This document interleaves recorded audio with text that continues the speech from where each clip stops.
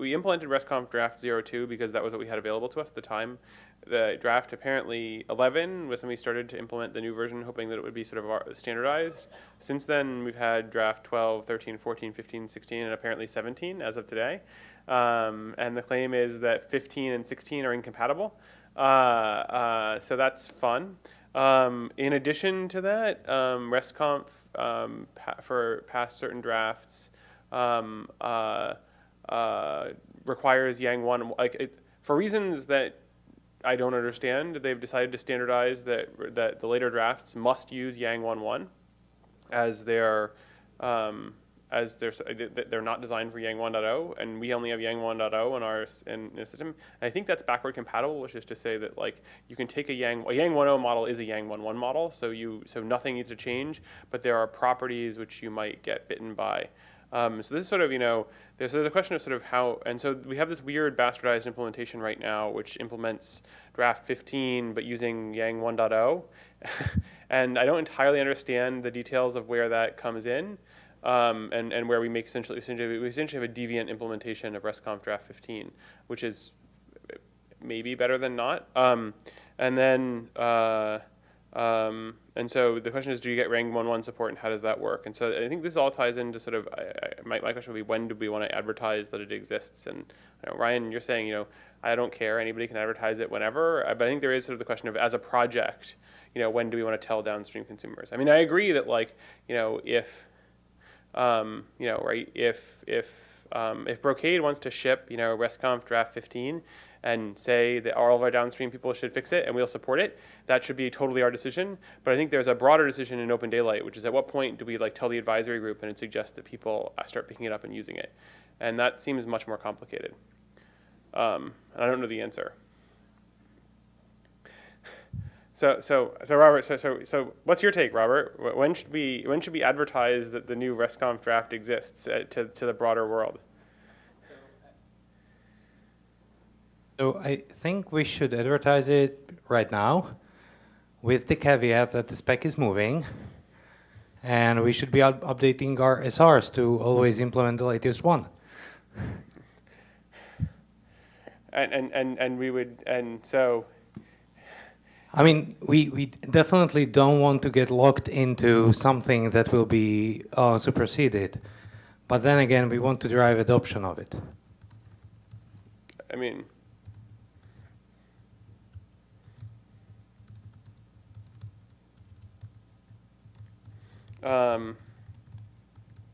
And I guess my intuition is that advertising it with the notice that it's a moving target probably actually slow adoption over time, actually, compared to not telling anybody. So that's my intuition, which is that it will mean that when you eventually throw the switch, people will be so used to you telling them that it's a moving target, they won't even switch when it's finalized. So this may not be a long-term good plan, but for example, for SR1, I think we should just break the API and ship 16, and hope that it doesn't further change incompatibly. I can reach out to the draft authors and see whether there are any more breakages on their scopes, but until it passes the IETF last call, well, it is a fair target, so it may move.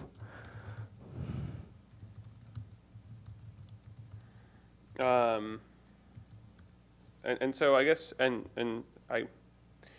enough. So I mean, I guess that's fine. So in this case, I mean, I don't have any problem with saying this exists and it's moving target. If people, my intuition is that if you eventually want people to move to it, telling them that it's a moving target for a bunch of releases until it's finalized is probably actually going to make them less likely to move to it in the long run, because they'll be used to it being broken, as opposed to waiting until it actually works and then telling them about it.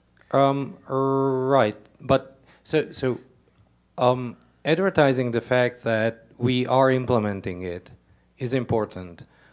Should people use it as the primary API? Hell no. Okay. If their product timelines essentially align such that, well, I will be shipping a product based on whatever the latest SR is going to be in 12 months, then it is probably a good idea to use it. Maybe, I don't know. I'm not the person making that decision. And so, okay, so the second question is sort of, should we deprecate or remove draft 2, and if so, when? And I'm gonna fall on the never side, but Okay, that would be a historic mistake, I think. So I would really like to split that question into two. And I would say that deprecate draft 02 with the first release that ships the RFC implementation. And then the question when to remove it is probably a question towards the advisory group, or rather user advisory group. But I would hate for them to come back with the answer of 5 years or something. I mean, so I think this is where we were when you walked in. But I mean, my personal take is so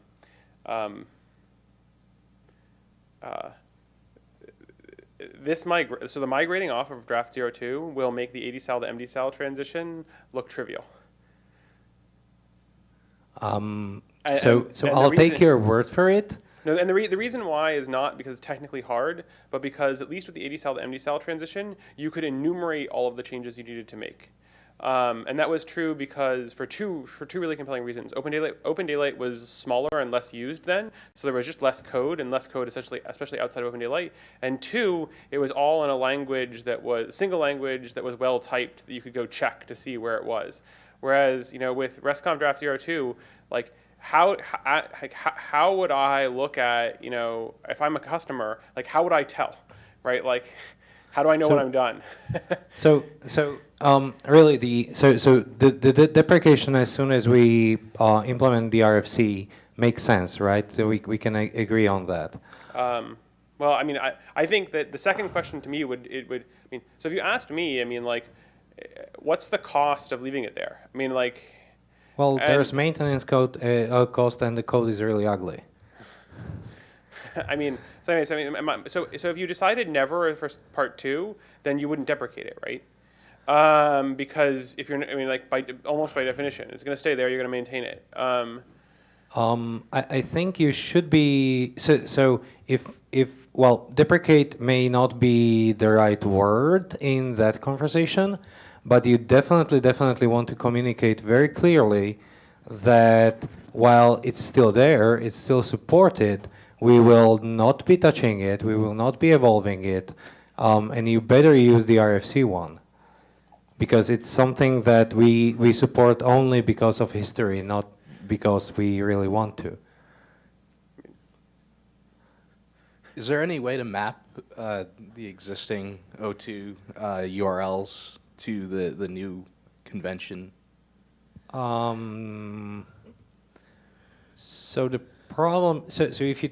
The payloads didn't change, I don't think. Well, but the headers did, okay. the content types did, and the URL structure has completely changed, right? So all of that needs to be taken care of by a compatibility layer, which could be implemented in a load balancer. I mean, I don't know. My guess is Ryan will echo this, but you should tell me if I'm crazy. My guess is that it's impossible to enumerate all like things are going to randomly, like when we do this, if we would take it out, like things are going to randomly break. You're, like 6 months later, somebody's Perl script they wrote, which basically did something simple to operate in a DevOps with their controller, they're going to run it and it's going to not work, and they're going to be and there's no way to have known where that Perl script was. Right? That Perl script was like sitting on somebody's laptop somewhere, and and so there's something like that. So enumerating all of the ways that all of the things that need to change is going to be literally impossible, right? That's true, but countering your argument, the question is how well have you tested your upgrade that it fits your environment? And if you left out a Perl script on some poor devs machine, then you probably have much deeper problems than the upgrade itself, which was painful. Well, it becomes an impetus then, because then they're going to have to change a ton of code in order to upgrade. So that's why I wanted to split the deprecation and removal, because deprecation is quite clear or communicating that you should not be using this. So what I'm saying is that that's not clear to me, because it's not clear to me that you can ever remove it. And if you can never remove it, then it's not at all clear that you should signal to anybody they should stop using it. Like that's, I mean, that's so. I mean, so OpenStack maintains several versioned APIs. Colin, yeah. Can we not go into that comparison? Okay. Because literally, I mean, if somebody steps up and says, "I will support this forever," then I'm fine. But if that guy doesn't support it, what do we do? And it is that code which will not have exposure. It will lower the exposure, because as the RFC is adopted, more and more people will use that RFC. So essentially, your Perl script will be talking to a code base which is not usually used. So it's probably not as well tested. So all hell will break loose. So I strongly believe that the never part is not really a valid answer from sound software engineering perspective. I mean, maybe not never, but like. So I mean, how about like this? So for the removal process, depending on what the advisory group says, in any case, I think we should go the route where we don't flat out remove it, but we disable it by default, and maybe ship to releases and then remove it based on the feedback we get. Yeah. So I mean. Yeah, I guess we did. I mean, so that might. I mean, maybe a reasonable compromise is disable it. When you do a RESTCONF query, you'll get a message that says, "To enable this feature, please type this," and then ask people if they fixed it. But the answer is they're not going to fix it. I mean, like. Well, so here's the thing: if you really return a 500 or something, I bet there will be a bug report coming in because that this used to work, it doesn't, and then you point them towards release notes, and you engage them in a conversation about the upgrade.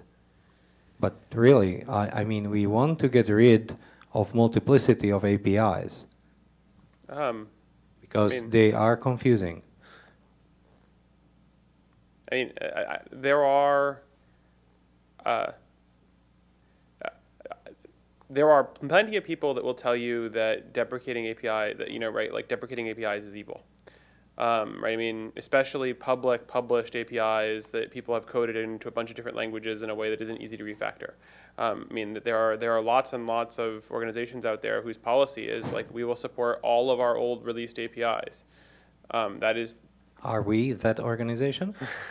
I mean, not according to our current API rules. No, but this is, I think, this is a different and more complicated case than we've had in the past. Well, it's more widely deployed. It's still an externally consumable API, and the rules say that we need to support it concurrently for one version. It is our choice to commit to anything else.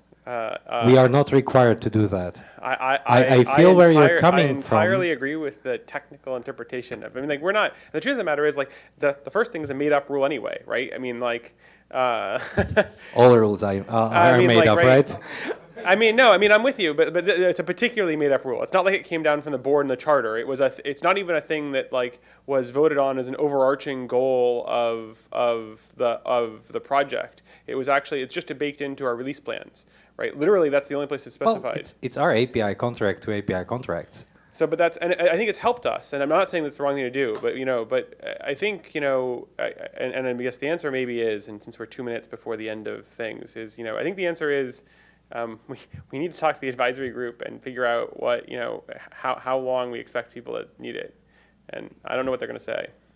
I mean, I've talked to one very heavy user of ODL. He said one release. I thought he was being optimistic there, like extremely optimistic.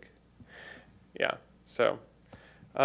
So yeah, but I think from the trenches, we want to remove this. No, I We mean, want to remove that code, so- I get that there is a trade-off between code we have to maintain and pain we have to put our users through, and I just don't necessarily know that I agree with the point you want to exist in that space. I mean, like, there's an obvious trade-off there. So obviously, and this is a really easy conversation. The conversation becomes much harder when we start upgrading core models in heavily incompatible ways. And at that point, really having the default answer of never is simply not an option. Well, that's different. Because that's basically forking the open daylight. It is. So wait. So I didn't quite follow what you're. So you're basically saying. Should we never remove inventory model? No, I think we need to remove the inventory model. But that's. How is it different from deployment based from RESTCONF? Okay, no, not RESTCONF, everybody. So everybody is using every- RESTCONF. Not everybody is using inventory. But the installed base is innumerable for both items. So yeah, but one of them is sort of it's a functional unit which you can understand and describe to people, and sort of they have some idea of what code might touch it. The other one is like every single REST call you ever make is going to need to change in every single script everywhere with no sort of bound or understanding of where to go look. Like it's easier to find code if you can functionally describe what that code is doing than it is to find code which could be anywhere, could touch anything. And I see where you're coming from. I do. We'll see.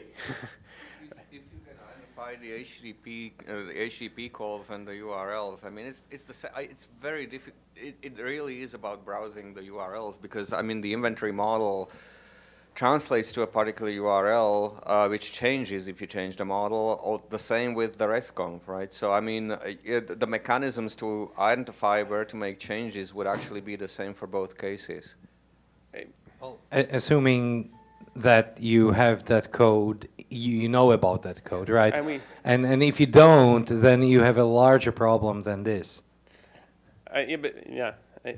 Knowing about my code that touches the inventory model seems easier. Well, you can do a recursive fgrep on your home directory and probably find all your code that's touching it. Yeah, right? but that's the question is, I mean, like, is there a good, I mean, like, maybe that's an answer, which is if we provided a good tool, which would basically go through and basically point it at a directory and literally search through the whole directories for a regex pattern that finds draft 02 URLs, like, that's a more, slash operational slash config / and it's just fgrep. It doesn't have to be regex. I mean, and so will that, and the question is, does that, and then do you suggest other things? I mean, that's sort of, I mean, how would you know when you're done? That's sort of the other problem is like, then you have to parse. We also have mailing archives, wikis. I mean, So that's a whole separrait. We have apparently an Ask site that I didn't really even know about.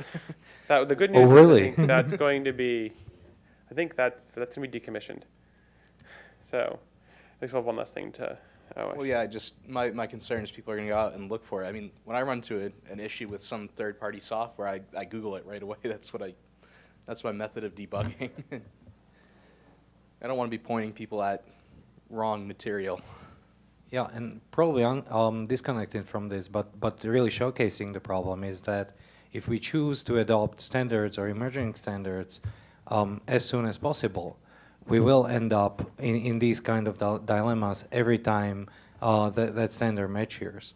And at that point, it really is not a valid option to not remove support. But I think I entirely agree with that. I just think that like RESTCONF is a deeper and more ingrained and more pervasive case than a lot of other things, right? Like it affects every single person who has ever used Open Daylight in almost every way they've interacted with it. Close. Depends whether you're talking to Open Daylight through RESTCONF. If you're deploying an agent to actually interact with MDSAL, which is a valid deployment issue, you don't care about RESTCONF. And I know of installed bases which do it this way.